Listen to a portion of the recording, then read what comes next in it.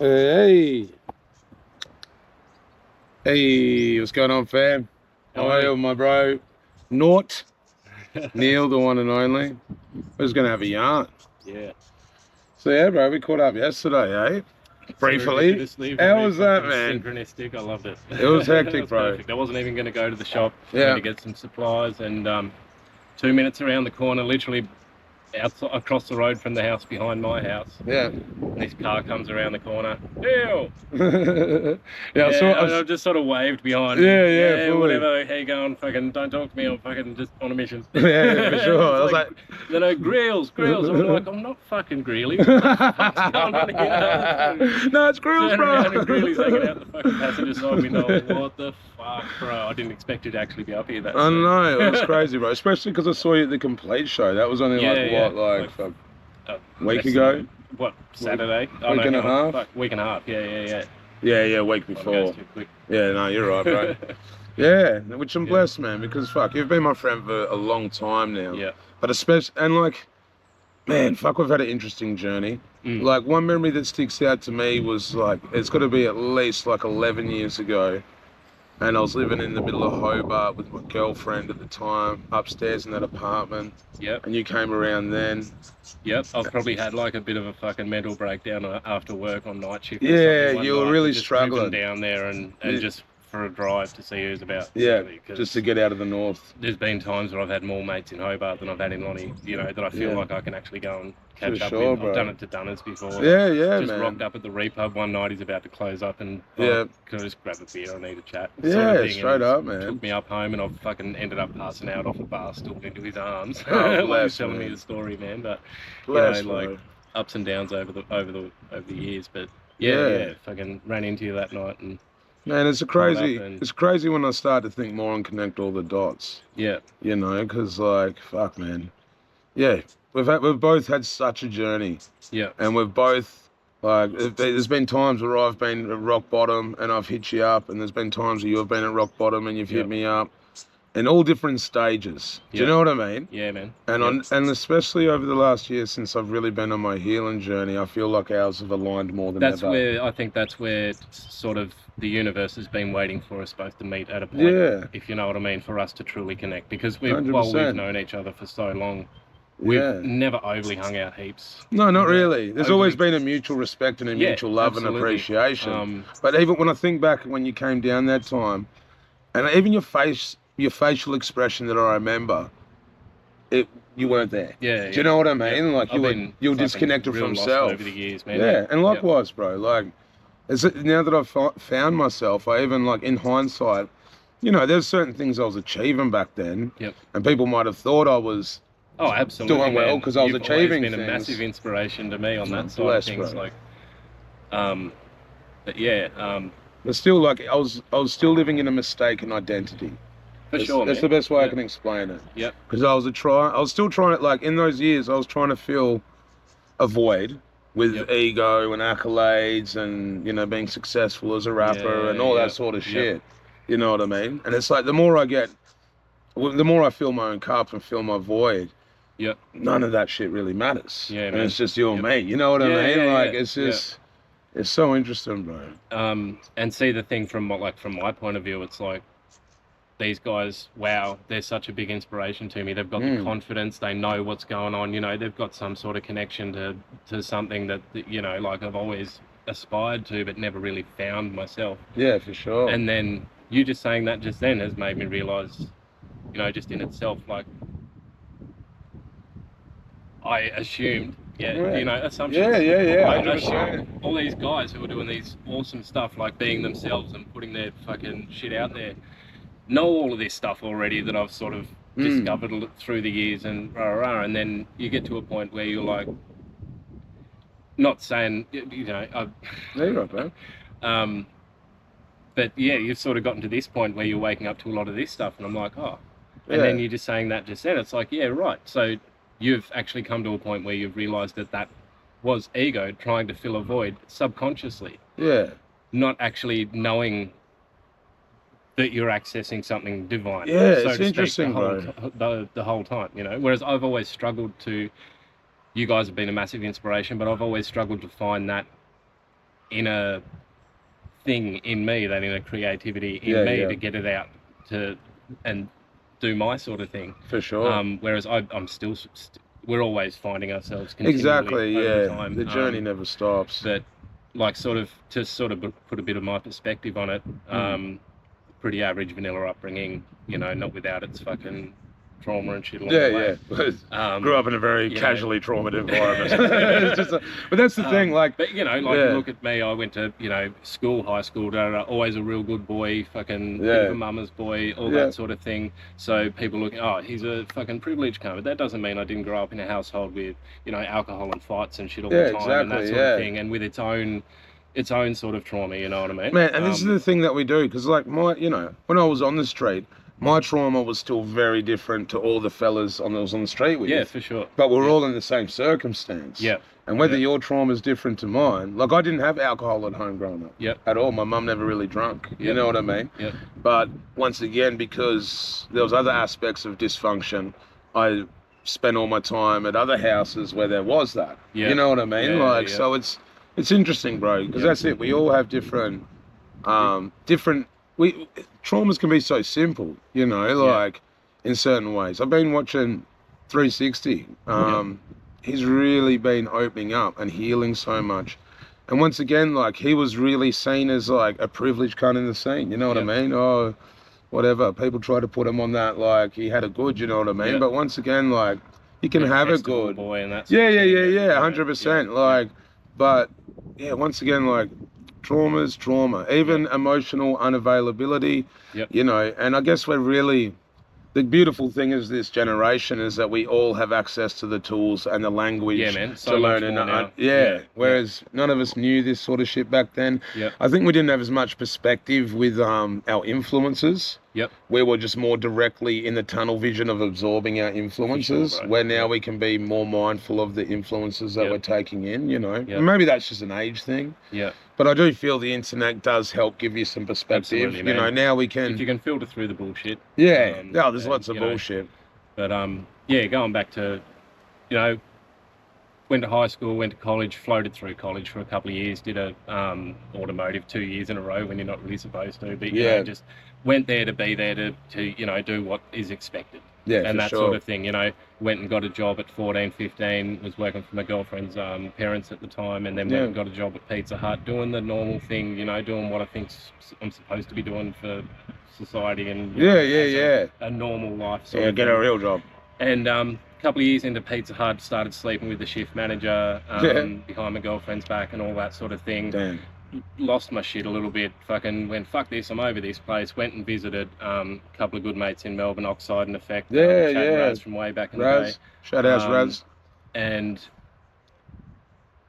went over Melbourne for a weekend with Project Cal. And came back, went back to work, was there for like one night. I got $900 in the bank. Fuck it, I can go back to Melbourne for Raz's birthday next weekend. Leave this fucking shithole. Fuck it all. I'm going to go to Melbourne and see what happens. And just for the weekend or whatever. Fuck this place. I was shitty with the manager at the time and whatever. And go to Melbourne, having a good weekend. We shave my head and shit, and just being drunk. And on the tram into the city. And we're all getting a bit carried away. I think Dunners and Medusa were actually over there at the time as well. We're all singing the horses on the tram and shit. And, early heads and state days. The full, I've got the full skin head and shit. This is late 2006, December 2006. Yeah, right. And I've got the full skin head, fucking heading into first floor to go to a gig or something. Yeah. And they're all calling me Cancer Boy, just fucking having a fuck around, you know. I'm like, and this is, you know, careful what you fucking wish for. Dead set, they're all calling me Cancer Boy, right? Yeah. And I said to them, oh, nah, or just leave it at that. Well, fucking, I'll wake up in a month's time with some fucked up disease and fucking, you know, rah. That was around the 7th of December. Oh, right? Shit.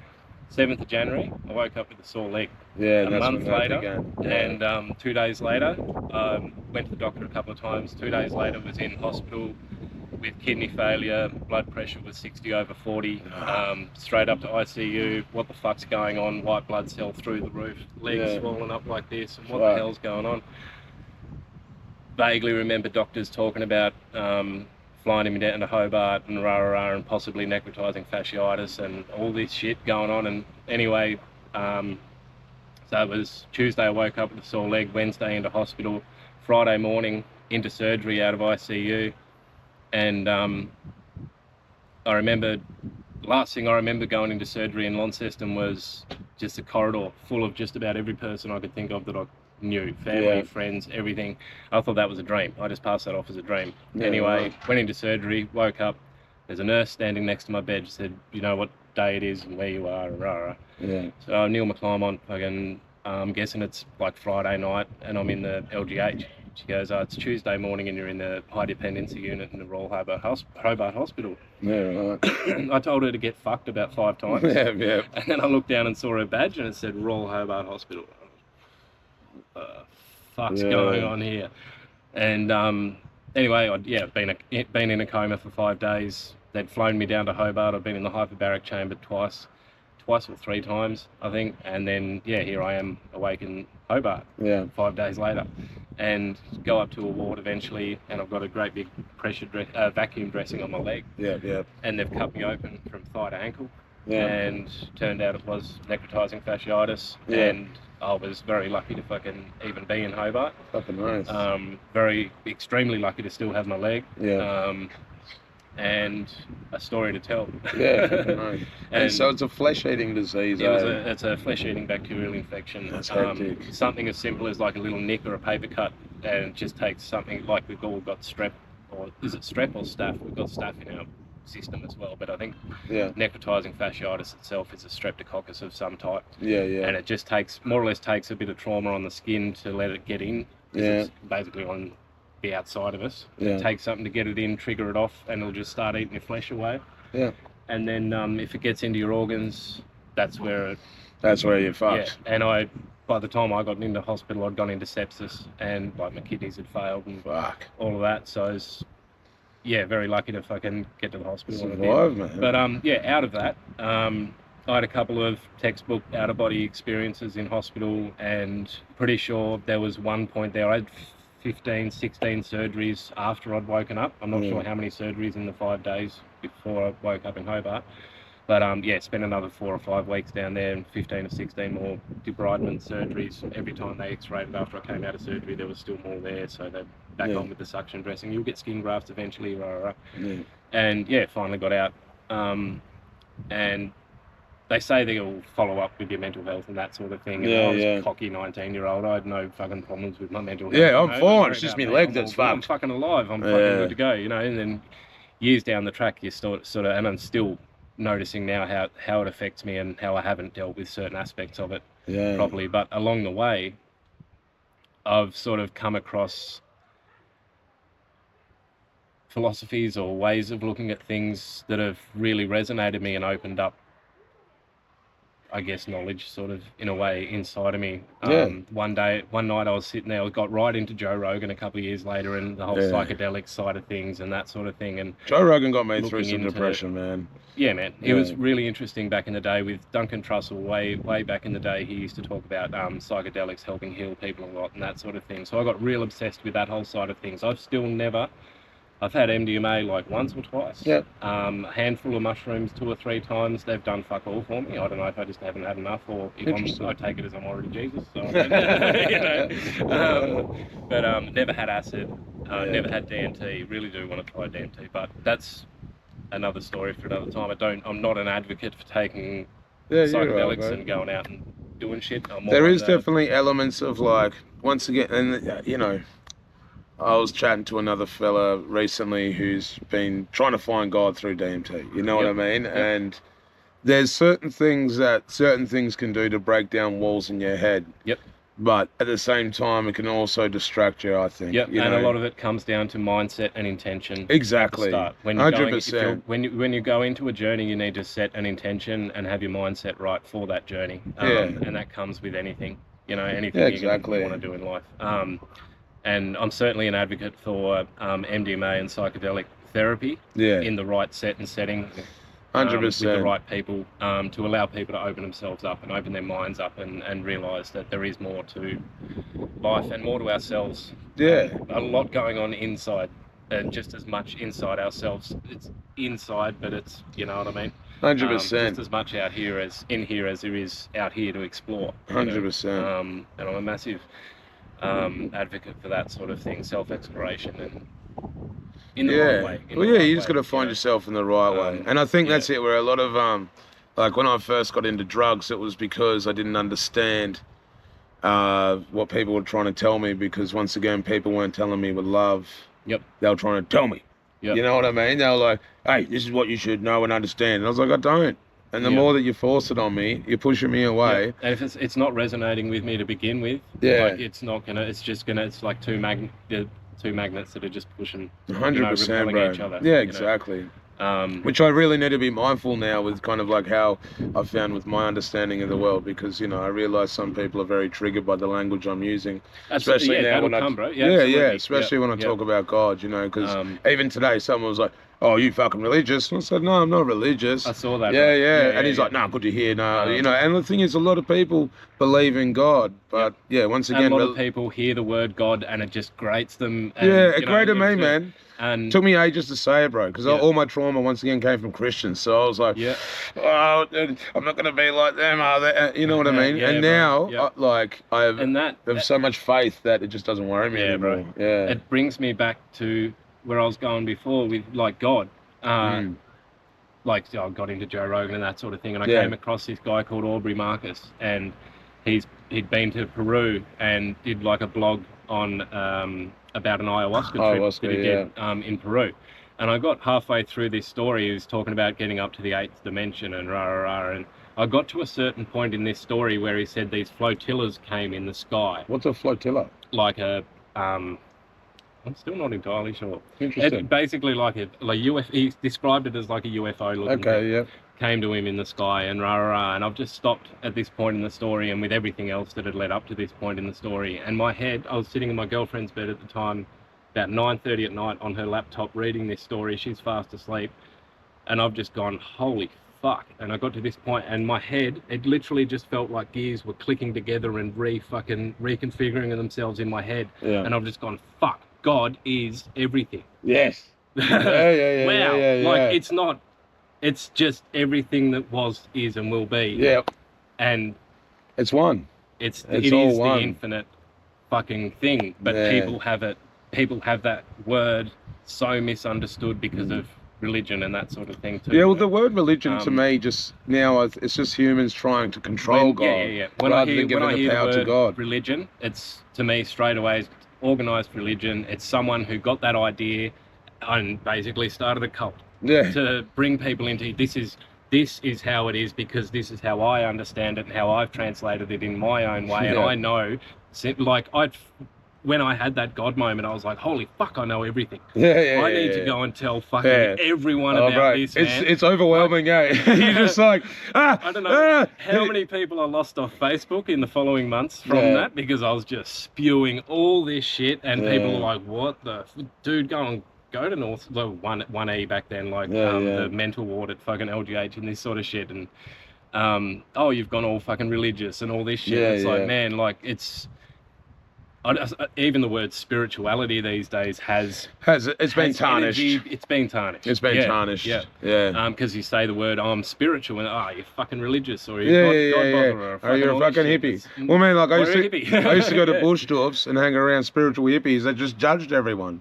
They were the cool kids more than the jocks were at high school. And I was like, hold on, the jocks in high school are nicer to me than the hippies. At what point is this work? You know what I mean? Bro, it's a bit fuck too, because like you go, oh fuck, well, hang on, these people have been my people all along, and then you go and I've swung wildly from fucking left to right over the last 16 years since my leg, trying to discover and decipher and translate all this shit in my own way.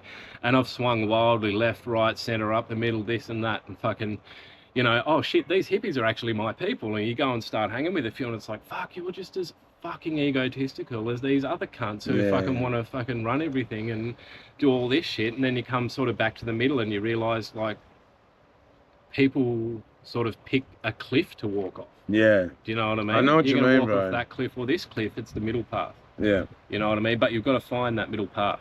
Well, it's the balance. It's the balance. And this, it's so interesting, bro.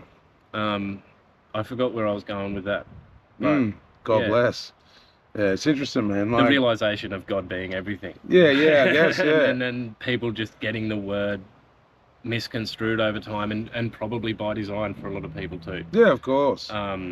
And people starting cults and that sort of shit. Yeah, well, that's what I've been mindful of doing. And gone, I've no doubt people are going to think you're trying to start a cult. Yeah. And this is the thing, like, the whole thing is like I want people to realize your body is the temple that you need to go and visit. Yes. You know, people started fucking Christianity and built churches and temples and shit for people to go and visit. This is the temple, blah, blah, blah.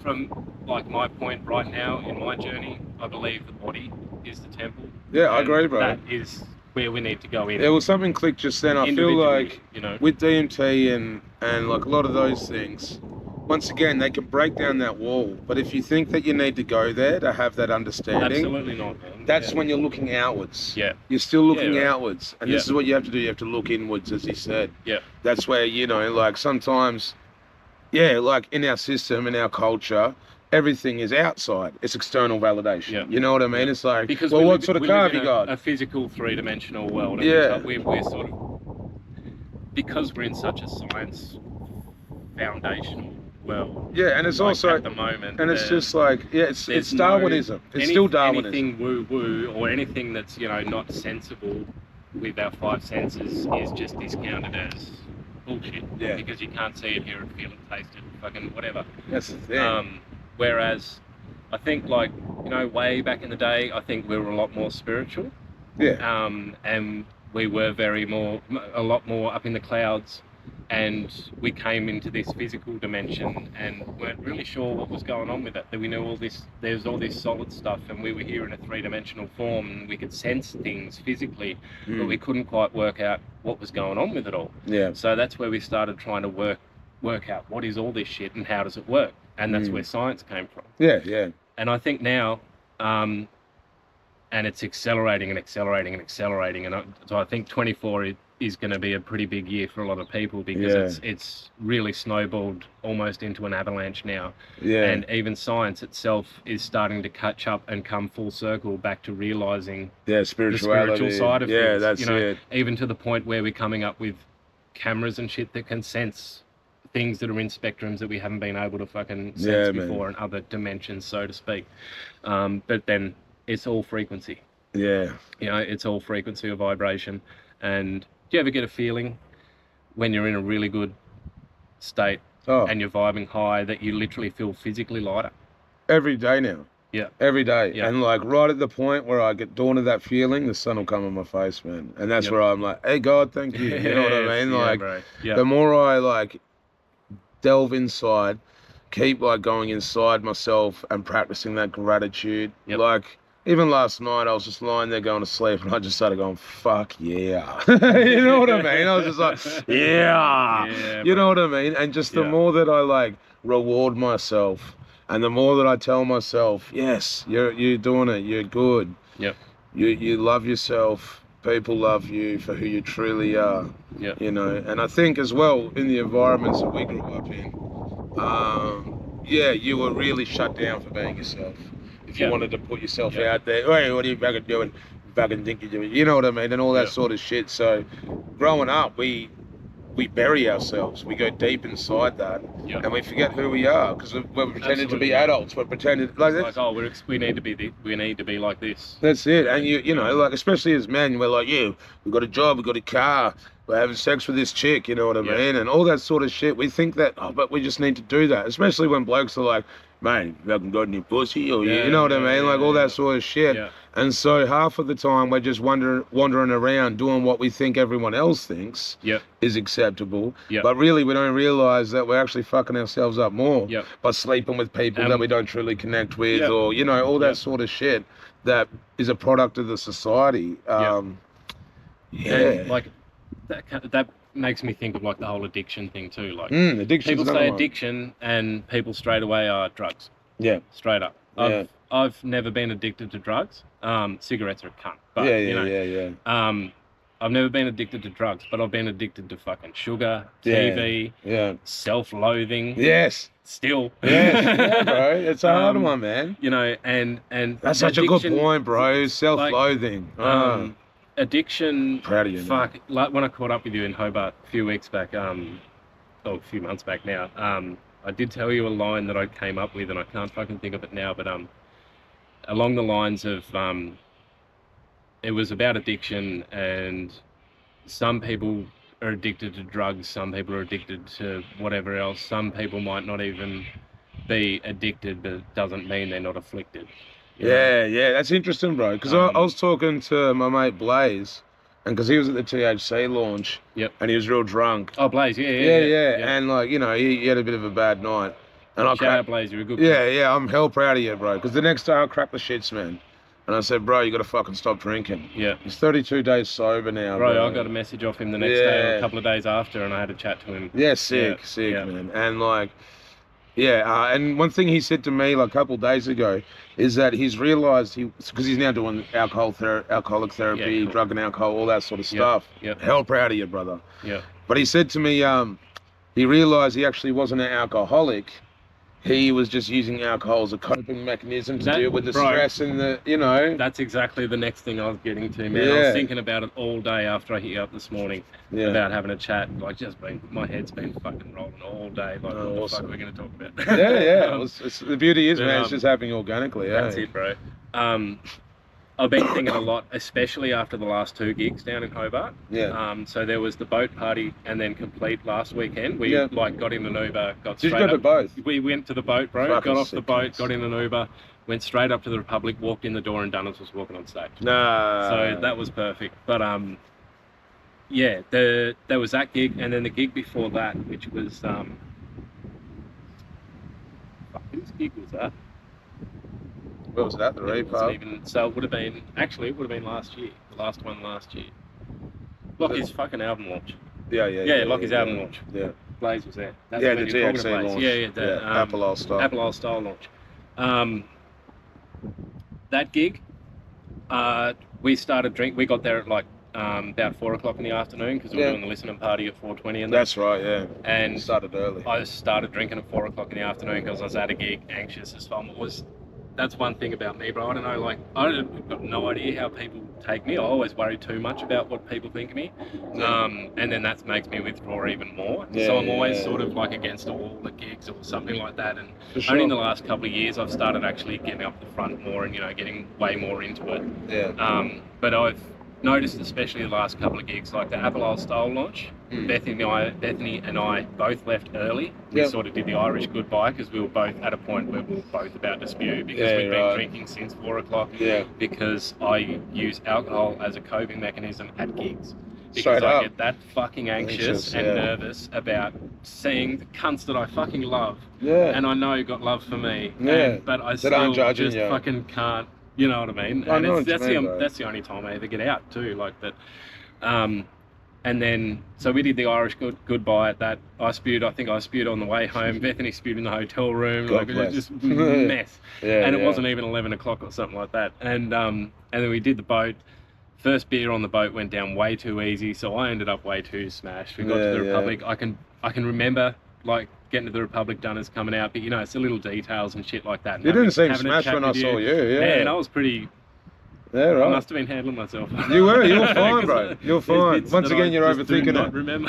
You're overthinking it, bro. But, I've never seen you fucking loose. You know what I mean? Like, I've never seen you like, whoa, Neil's drunk. You know what I mean? Like, yeah, true. Never, not that I can think of. Maybe when we were young. Like a long time. Yeah, a long time ago. Looser back when I was fucking likewise, early 20s. But still, like, never on the drugs and shit like that. Like, just always just alcohol just to get me out of my shell a little bit. But yeah, after this last one, I woke up with a fucking pounding headache because I hadn't drunk a sip of water all night. And fucking, I don't know how many beers I drank on the boat, but it was plenty.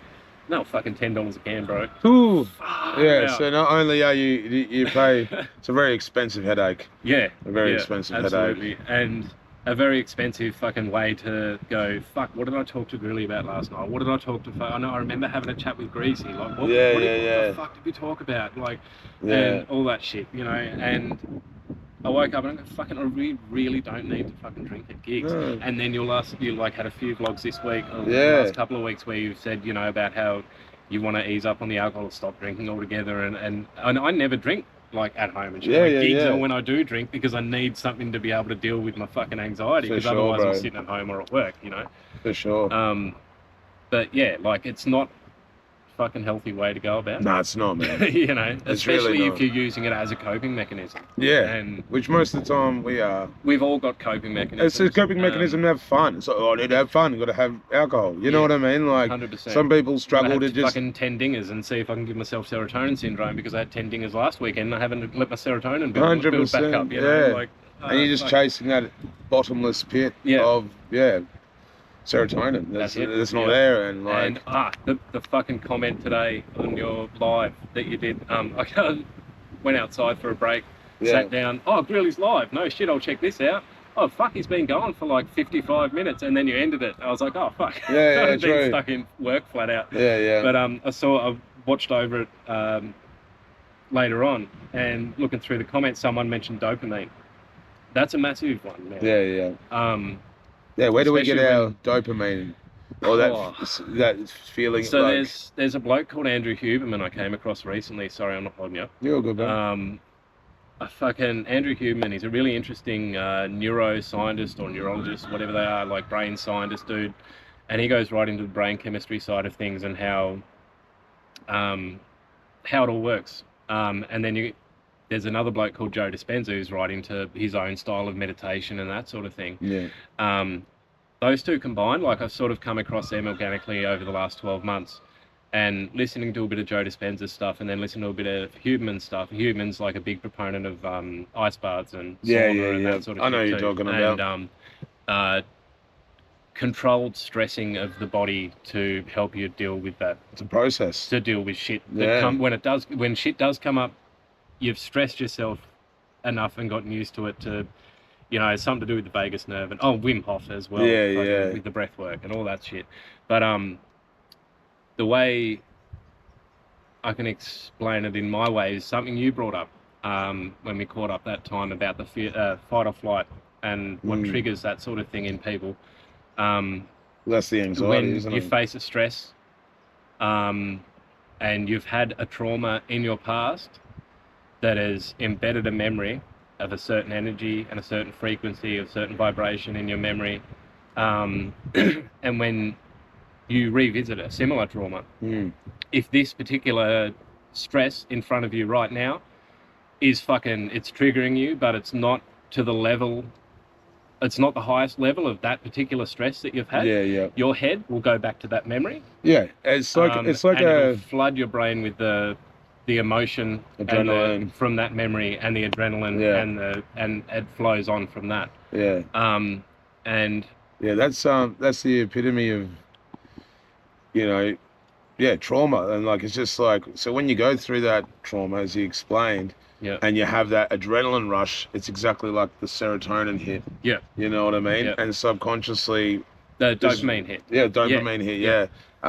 This is where people like subconsciously recreate traumatic situations for themselves because they don't know that they're actually trying to get a drug hit. Absolutely, but yes, that's the whole thing. You're chasing that dragon of the trauma, that stress, that trauma, because nothing has made you feel as alive as that point of trauma in your life. You know, 100%. So subconsciously, you put yourself in situations. An example is guys or girls who get into abusive relationships, one way or the other, physical, verbal, emotional, psychological. And they seem to go in the same pattern. They end up with this absolute fuckwit, and they leave them and end up with another fuckwit down the road who's, you could almost put them like next to each other and they could be brothers, you know. They're identical. Like they're almost identical.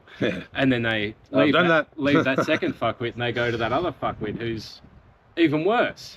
Because they can get a bigger hit off them. You know what I mean? That rush. They don't realise they're just chasing that rush, and that's why they keep going looking for that. And a lot of that comes from childhood trauma, abuse as children, you know, like a car accident. It can be anything, man. If it's not dealt with, accepted, understood, and worked through, it stays there.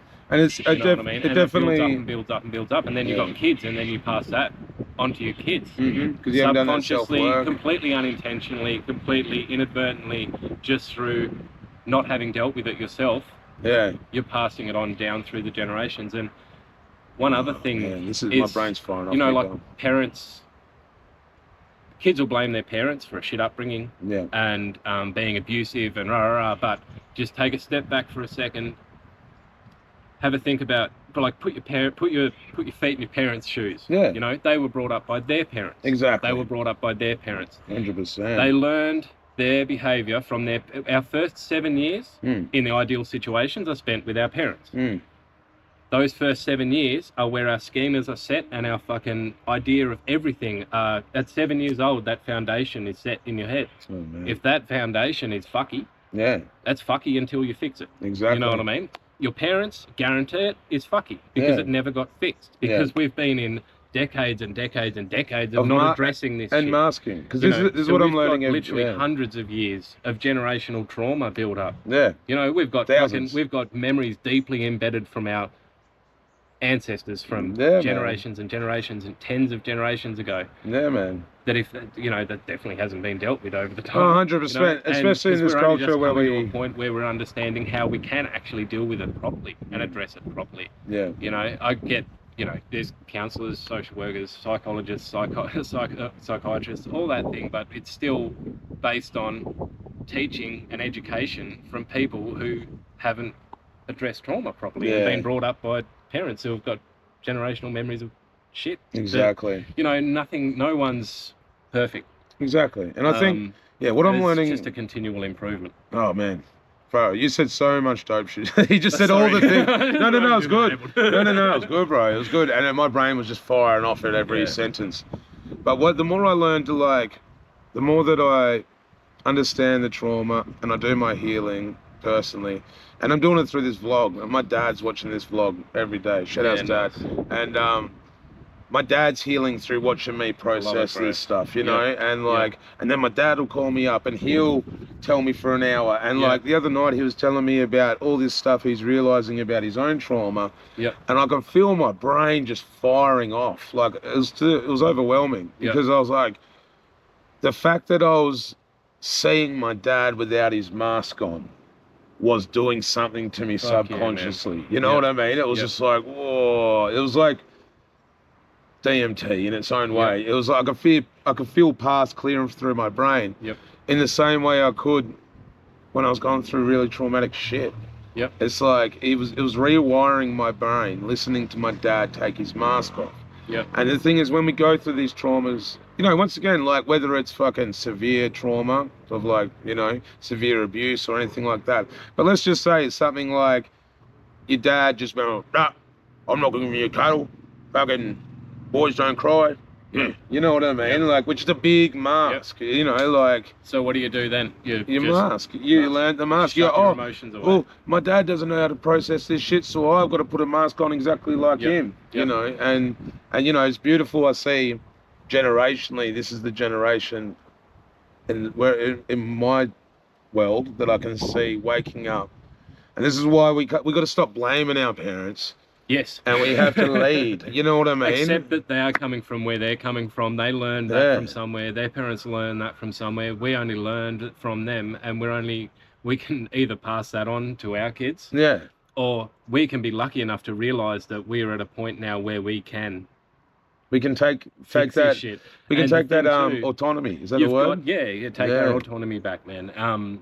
And the thing too, there's forever an energetic connection, call it quantum entanglement if you like, between you and your parents. So through us healing our trauma and forgiving our parents, if you got any blame for your parents, fucking forgive them, because they're coming from where they came from. Exactly. And the last thing I think instinctually any adult wants to do is hurt their children. Absolutely. But when they've been hurt by their parents, that's all they know. It's learned behaviour. That's all they know. That's how they learn to bring up children. It is. It is. In their first 7 years. With a backhand. You know what I mean? And, a lot of parents find it hard now because we're still in a generation where we copped one.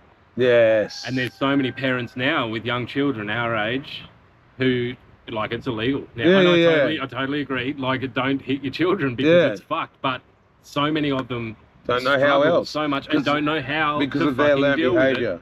So yeah, That's it's sort of man. Manners blows me out because, you know, like, he's vision impaired and he's a father and his son's like 4 years old now. You know what I mean? Yep. And he is such a good dad, man. And he has such a healthy relationship with his son. Yep. Doesn't mean it's easy. Doesn't mean he goes through stuff, but he's learned how to parent without being physical. Yep. Ever.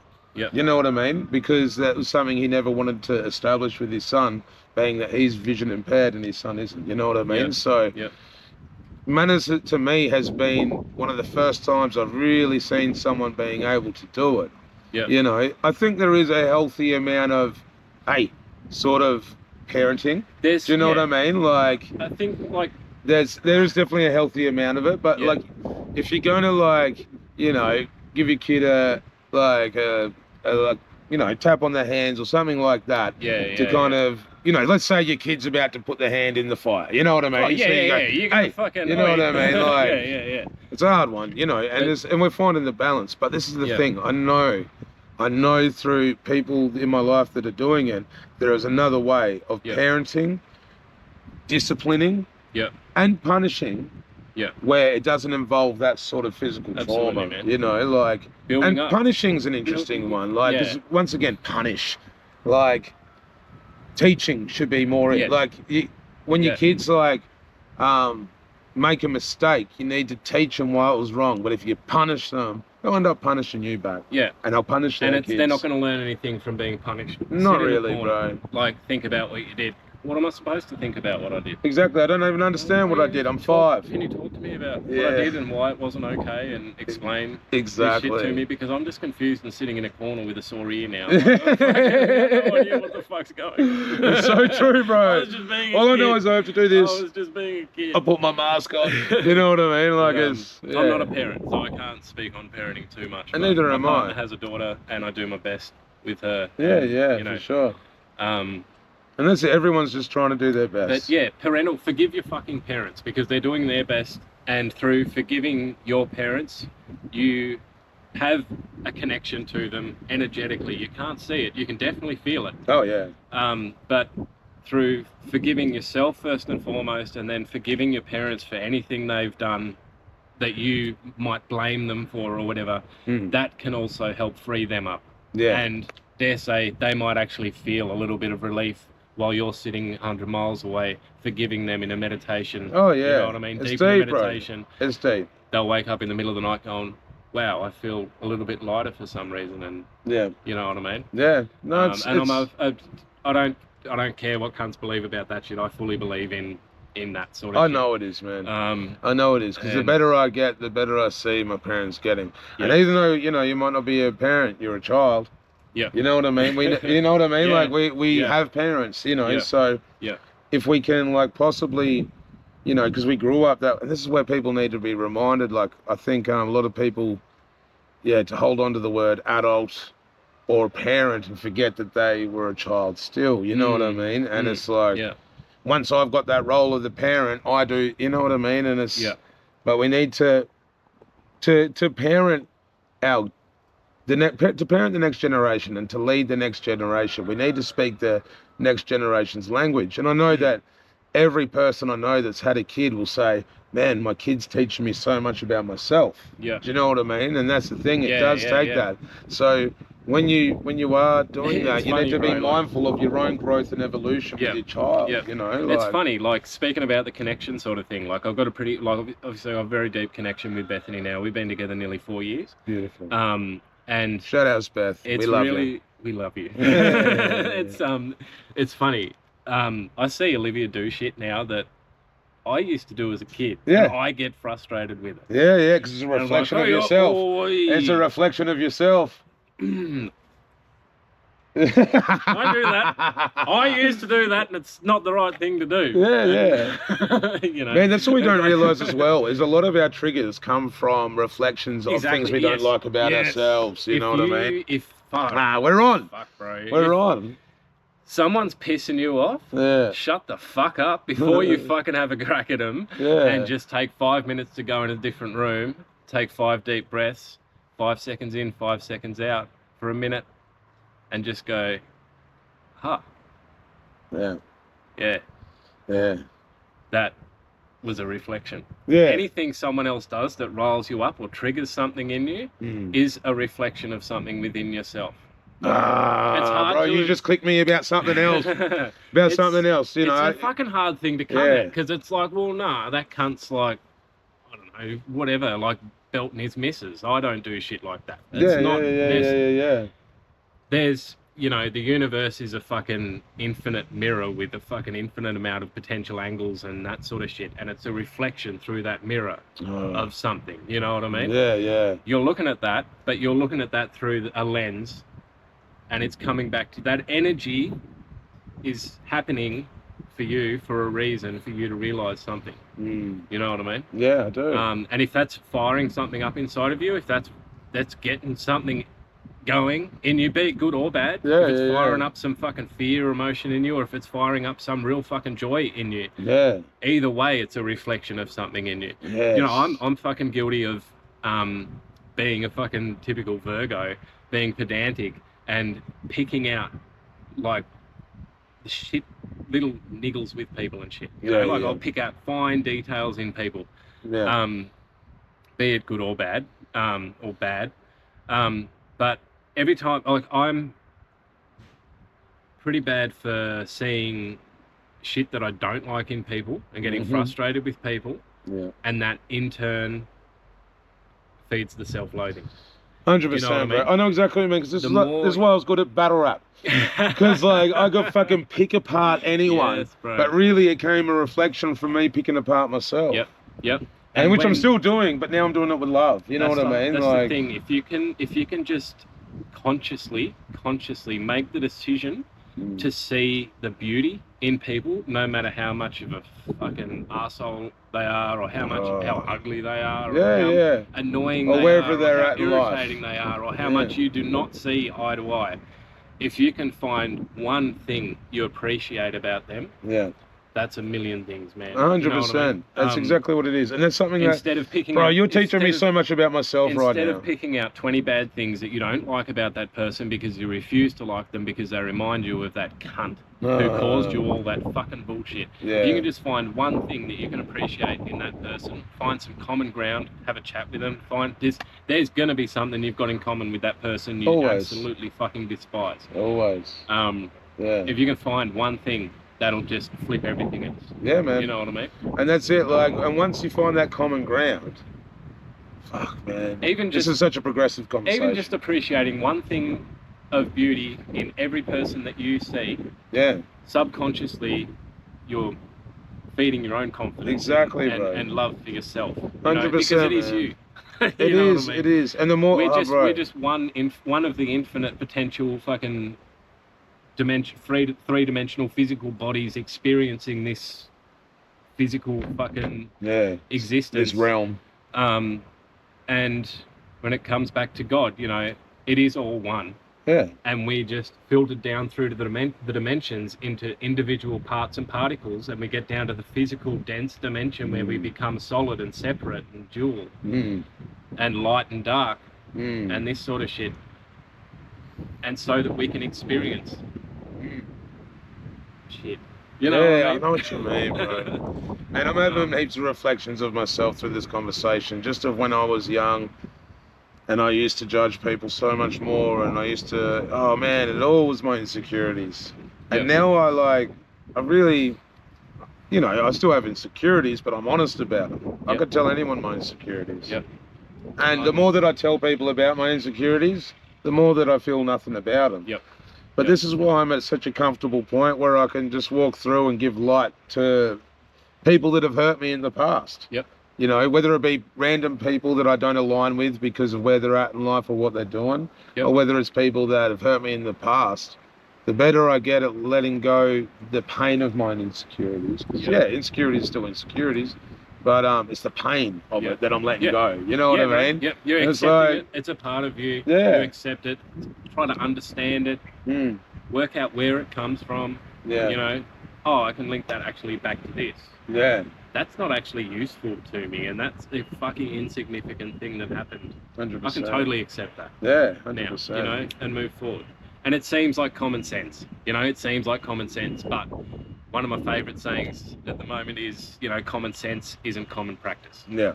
People need to, you know, I've got all sorts of fucking sense, but you got to practice what you preach, yeah, bro. practice. You And that's you the can thing. have the knowledge, And this but is if you don't apply that knowledge, Yeah. if you're not putting that knowledge into action, if you're not 100%. using that knowledge is power. Knowledge is fuck all unless you put it into action. You can know God, You know but you what I have mean? to move forward with God. Yeah. You know what I Yeah. mean? And that's Yeah. it. Like, it's the same sense of like practicing what you preach. And once again, I think this is where religion's got lost from the spirit, is because everyone's worried about knowing everything. Yeah. How much of the Bible that you've read, when it says in the Bible that the Spirit can write the word of God on your heart. You don't actually need the word. Yeah, the Spirit yeah. of God can write. You know what's good? Do you know what I mean? Like, it's an interesting one, but humans get too indoctrinated. Yeah. And this is the thing now, we're lucky enough to have access to all these beautiful minds across the world through Joe Rogan or this or that or Wim the Hof. internet And, in general. yeah, and the collective thing. But once again, we need to, you can't get too lost in learning everything. Yeah. You need to learn the foundations of this and then just practice it. Because once you practice it, then it will take you there anyway. Yeah. A lot of people hit me up and they go, oh, I heard you talk about this. There's a book you should read. And I'm like, I'm all good on reading the book. If I come across the book, And it, like serendipitously, or it's a synchronistic fucking happening where I come across this, I'm going to read that. 100%. You know what I mean? But at the moment, I'm finding out the same stuff that people are reading in books through just talking to people, through being open to engaging, through giving unconditional love to the world around me. I talked about psychedelics before. Yeah. Psychedelics aren't the only way to visit. You know, Exactly, go within, yeah, that sort of 100%. thing. You can meditate, you can do breath work, you can do fucking drumming, trance. Yes. And the same with anxiety, bro. Like, just with, you know, next time you come to a gig, try just, breathing practices. Yeah. Yeah, for sure. Instead of drinking, you know, it's like, oh, this is a bit overwhelming. Yeah. I'll just go outside. My problem is, we'll get to the Republic, sit outside, have a smoke, and that's the point where I'll be like, fuck. Oh, well, it's useless trying to breathe now because that's not going to happen. You know, I even do it randomly in spots now where I'll just be in public and I'll just stop, close my eyes, breathe deep through my nose, just 5 breaths. I do it at work all the time, man, because it's a very, you do a fair bit of standing around at work, waiting for paper to run out and that sort of thing. And I will just sort of sit there and just do the 1,000-yard stare and just breathe. Yeah, yeah. You know, consciously breathe. You know. Let's breathe for a second. Let's take a deep breath.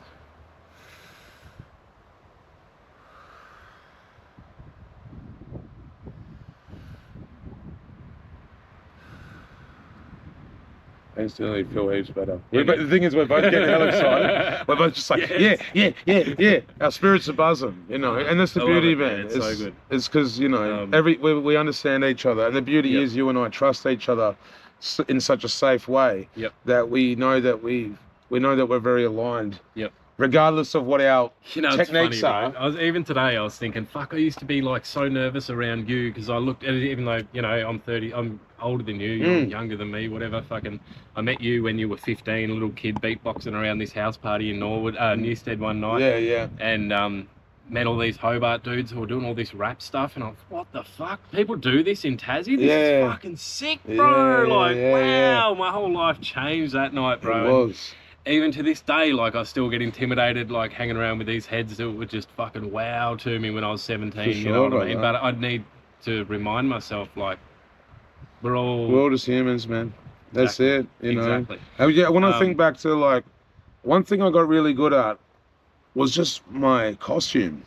You know what I mean? Like, yeah, bro. And don't get me wrong, there was still, my character and my costume that I was wearing in those days. Yeah. Which, once again, was a survival technique. Because of all the, you know, turbulence of my growing up, I just had to be confident. Like, on a plane by myself from LA to Texas, talking to a cunt in a cowboy hat that was chewing tobacco. You know what I mean? Like, how do I, this is scary, this is intimidating, I have to be confident, I have to, hey, mate, how you going? Like, I learned all that. And that's where I got really good with socializing, because it was a survival coping mechanism for fear. And once again, though, like, I got so caught up in my I got so caught up in my armor because it was a protective thing. Yep. My social skills are a protective thing, and they still are. Yep. You know, like my socializing skills get me through a lot of scary situations. For sure. And but once again, now I ain't pretending to be something I'm not. So now I mix my vulnerability with my social skills. Yeah. It's an even stronger power, and that helps people break down their walls. You Absolutely, know, man. and like. Which I think that's why you probably feel more comfortable, because especially over the last few years, Yeah, man. I've like broken down the walls a few times with us, and the more I do, the more you do. Yeah. And we meet in the middle. The more you do, the more I, feel without safe. realizing, feel more comfortable. And exactly, yeah. Oh, bro, we're on.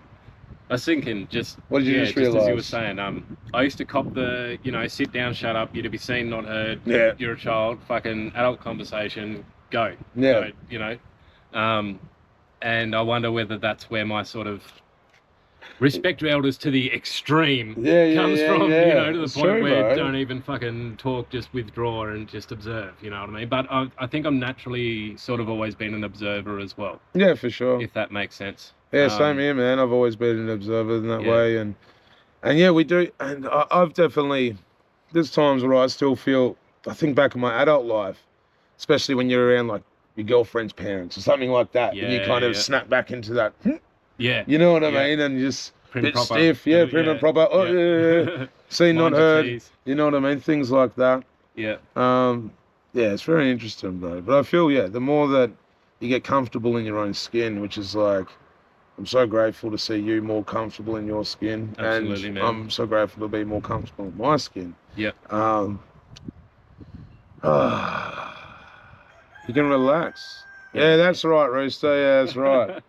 It's 4:30 in the Arvo, dickhead. Wrong time. It's funny, how's this, like just before we started filming this, there were a bunch of kids over there, and there was like, a bunch of, they were teenagers, and one of the boys was like fucking whipping out the towel and kept whipping one of his girlfriends, and she was screaming fuck off like a bit too loud, and I just went, "Oi, show respect to the women, bruh." And he went, "Oh, what'd you say, dickhead?" And I fucking walked over to him. Oh, you got the staunch on. I was like, fuck, am I gonna have to pull him back? No, I was just being, it wasn't staunch, it was just authority. And I went over and I went, who'd you call a dickhead? And he goes, "Oh no, it was someone over there." And I said, "It's all good, bro. I'm not gonna staunch you, but just show the fucking women respect and have a good day, all right?" And they were, "Thanks, Greeley." You know. So that's a funny one, man. But like, that's it. I'm pretty in control of my shit these days. That if someone calls me a dickhead, I'm not gonna back down and sook out. You. But like, I love you too. Yeah. But I'm just gonna. That's it. I just go over there and go, "Hey, bro, you don't need to call me a dickhead." I'm saying, treat the women with respect. Yeah. She's your friend. She was sounding very uncomfortable in whatever was happening. Yep. Yeah. God bless you if you're watching. Yeah. That's the thing. We need to. And that's the community thing is. Like, when I yelled out to those young fellas and they said, "Hey, show us some respect," they put their head down, you know what I mean? It's like, they were a bit shamed for a second, but it's okay. You just got to learn. Yep. You know what I mean? There's boundaries. And especially as young men, you need to make sure that you're following the right boundaries when it comes to young women. And as adults, once again, this isn't just young people. Respect. I think when people are older, they think, "Oh, well, fucking, I'm an adult now, I can do whatever." I still get fucking blokes grabbing me on the arse at gigs because they think it's a funny thing. Yeah. And like, I've made a conscious decision. It comes down to the lack of self-respect, really, man. 100%. And I've made a conscious decision. Anyone that does that to me again, I'm gonna have a stern word with and be like, "I don't appreciate that." You know what I mean? Like, I know it's a joke, grab you on the arse, but I don't appreciate it. I'm going to do a whole vlog about sexual assault and, talk about that sort of stuff. People are like, "Oh, it's just joking around," but it's like, you don't know what people have been through. Yeah, exactly. You don't know what their traumas are. You could be triggering that Exactly. fucking, It's triggering to me to get grabbed on the ass by a bloke, man. So, and that's not a homophobic thing. That's just fucking my own personal space. Yeah. You know what I mean? Like, it's just, Yeah, bro. Fuck, it's been a blessed convo, man. It has. We might need to end it there, I reckon. Yeah. But give me a cuddle. Good, brother. Yeah, man. And, you going to do some poetry? Yeah, bro. Going to make some Can beats? I do a quick one? Yeah, let's do it. Let's do it for the vlog. Speaking of confidence. Yeah, let's go. It might take a quick 5. But, That's all right, bro. We'll see. That's all right. And I might get emotional, so we'll see. That's good, bro. Every chance. You're processing the emotions, man. Because this one came from pretty deep. Awesome. There it is.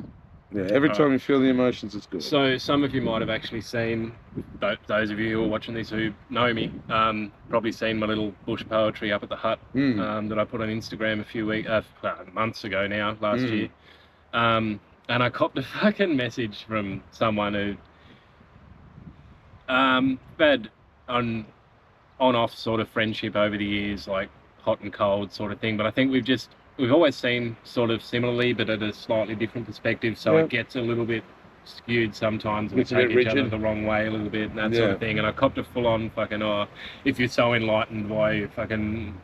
all this fucking shit. If you're so enlightened. I already know this and I already live it, so why do you have to go and fucking Why are they questioning you? Being creative for starters, but creative expression and channeling your energy into a creative outlet is what everyone should be doing more of. In my opinion, be it painting, poetry, beat making, fucking music, rapping, whatever. Wood carving, bro. Fuck, so much stuff. Like, find a hobby. Definitely before you retire. If there's anyone approaching retirement, find a fucking hobby before you retire, because you'll die wondering what you're going to do the next day. Like, that's it. Or a passion. I like the word passion more than hobby. Passion. Hobby's an interesting one, eh? Some sort of outlet to get your energy out, because your energy doesn't die when you retire. You never stop learning. You never settle until you die. And if you think you've settled, is the day you settle, the day is the day you start to die. Yeah. So never settle. Always learning, always growing, always improving. Anyway, let's go. I know you already know this. I never said you didn't. If you listen during the whole thing, I never said anything different to anything anyone else is saying.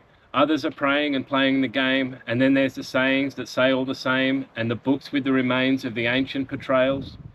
It all comes together when we face our trials. Survival booklets live in the Bible. And if you try, you can find the Bhagavad Gita in the manual of a Makita. So many have a cool dream, but don't think it can exist.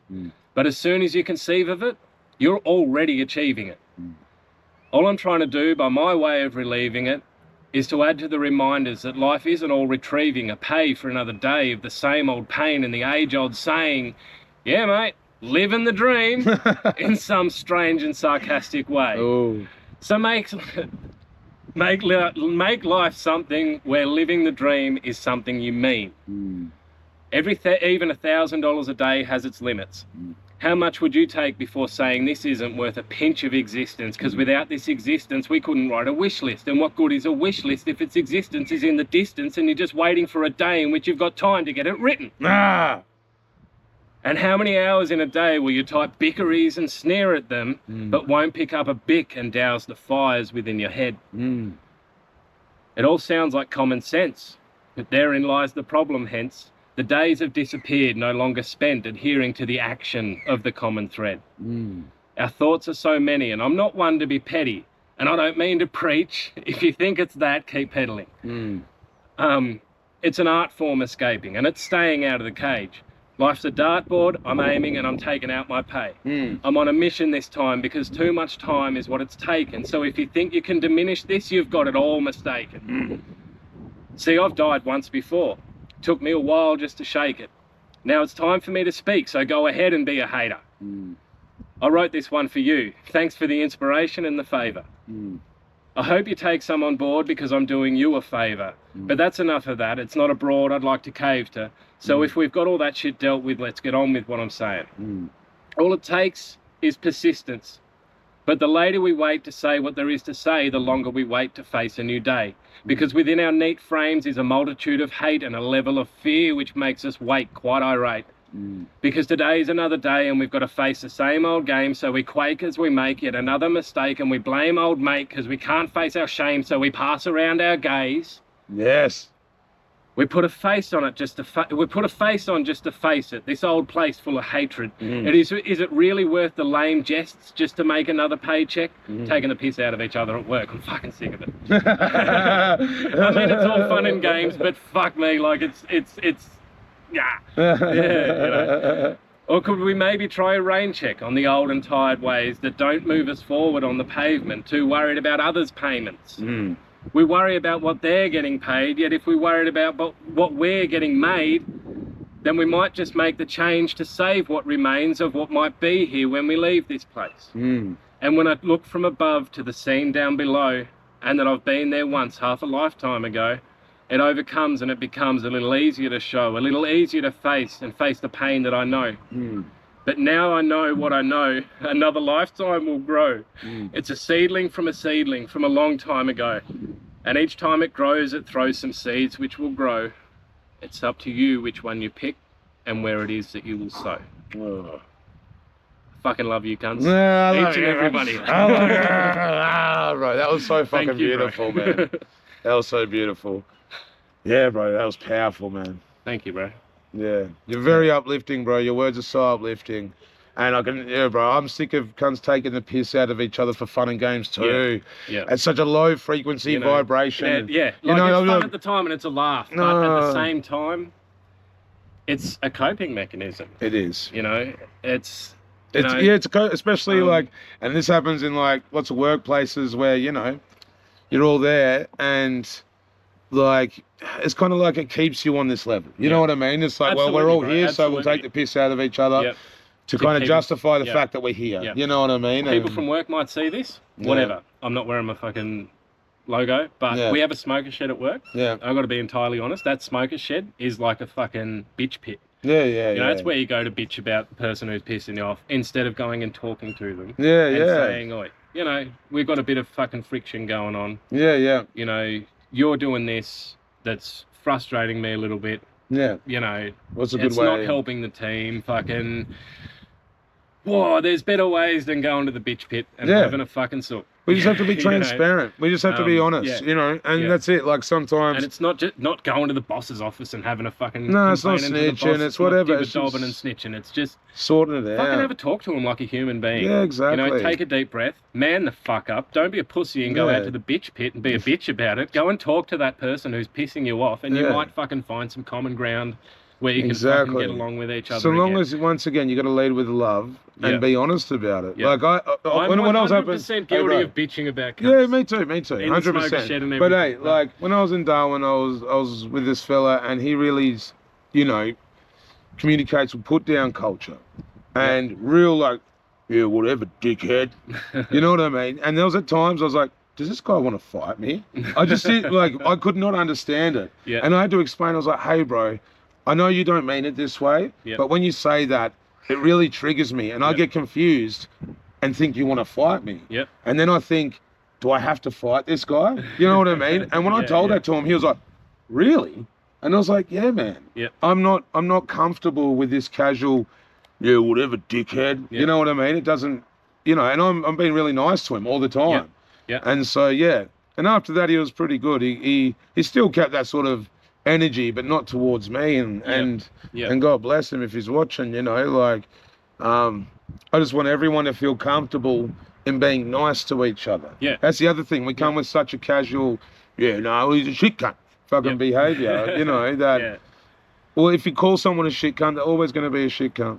If you, and, you know, you tell someone something enough times, they're going to believe it. They do. You know, they do. And the more they believe it, the more it becomes real. 100%. You know, thoughts create reality and all that. There's a whole nother conversation for another day. Thoughts lead to words, and the words create our reality. Thoughts lead to emotion, emotions lead to decisions, decisions lead to action, action leads to consequences, consequences lead to thoughts, lead to emotion, lead to decisions, lead to actions, lead to do. And here we are, bro. And here we are. You know? And that's how thoughts create your reality. You don't sit there and think. That's the name of the vlog.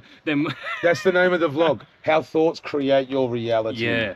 That's the name of the vlog, bro. I was like, what can I call this? I'm going to sit here and think about $1 million mansion that I want to have, and then it's going to appear in front of me. That's not how it works. No. Before enlightenment, chop wood, carry water. After enlightenment, chop wood, carry water.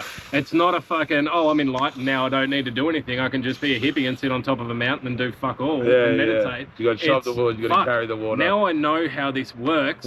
Now I know how to work it. Now I need to learn to love myself and fucking put shit into action to make it happen. Thoughts create the emotion, which creates the fucking it gets the dopamine going, which activates your adrenaline, which gets you up to get you motivated to go to get the thing. That's where your thoughts create the reality, through the action that your thoughts. It's the brain chemistry and the getting up and doing the action. And it's God. It's not sitting here thinking about something and it It's appears. God. The law of attraction is real, but you've got to put the work in. That's it. You got to walk with God, and man. it's simple work. You have to walk. When you get that focus and determination, and that, when you work out the fucking secret. I read that book and I was like, that's feels good, but I'm not quite sure I get it. I put it away after like a couple of chapters, but over time I've sort of nutted it out, and you know, it's thought and work. Yeah. You know, it's not just thinking shit. Yeah, no, you have to. It's just going to come to you when you win the lotto. You have to or some move shit forward, like that. bro. Like you got to put the work in. You got to move forward, yeah. And you got to love yourself. And full disclaimer, anything I've said in this video, if I've sounded preachy or anything like that, I still eat Not at all, bro. I still eat way too much sugar. Yeah, no, man, we're all just trying to figure it out, bro. It's just one day at a time. Yeah. And I was watching some fucking spiritual cunt on YouTube again the other day. Every time you're faced with a decision, there'll be like a lighter, there's like a contrast, right? You know, this way or that way. And there'll be a lighter or a darker decision.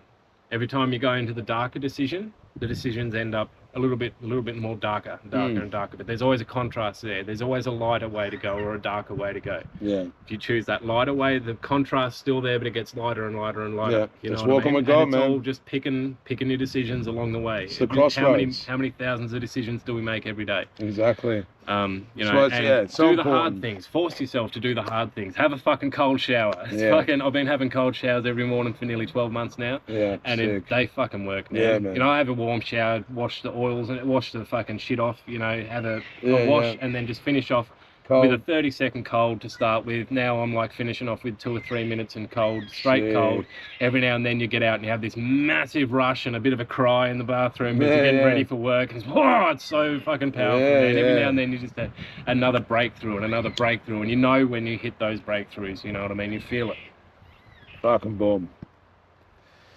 Much love, my brother. Oh, man, that was the best. Have a cold shower. Our thoughts create our reality. Much love, fam.